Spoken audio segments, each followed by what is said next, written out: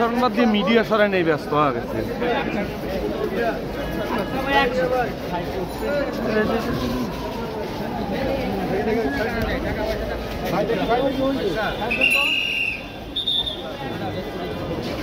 খাবারের কোনো master cycle পানি চলে আসেন এখন আমার এত স্কোর দেওয়া লাগবে। আসার সময় দেখি পালে একাই আটাই লুয়ে এসেছিল। এখন আমার এত স্কোর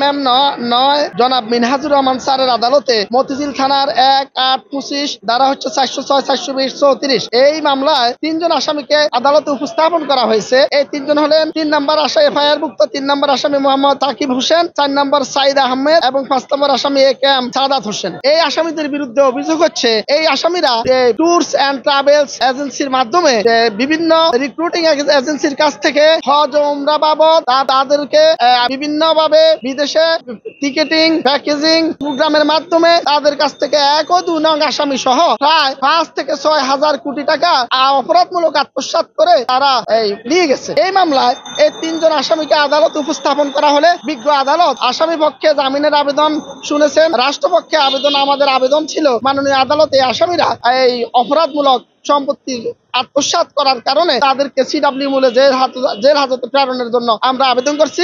আদালত রাষ্ট্রপক্ষের আবেদন শ্রবণান্তে আসামিদেরকে জেল হাজতে প্রেরণ করেন CW মূলে। আদালত বলেছে যে আপনারা কতদিন এই অফিসে চাকরি করেছেন, তারা ৭-৮ বছরের কথা উল্লেখ করেছে। তখন আদালত বলল আপনারা এই দীর্ঘ সময় ব্যাপী এই অফিসে চাকরি করার কারণে এই অফিসের ১ নম্বর এবং ২ নম্বর আসামির যে এই প্রতারণার বিষয় আপনারা তো অবগত থাকার কথা। আপনারা সেই বিষয়টা অবগত থেকেও কিভাবে সেই অফিসে আপনারা চাকরি করে এই হাজার হাজার মানুষকে আপনারা প্রতারিত করেছেন।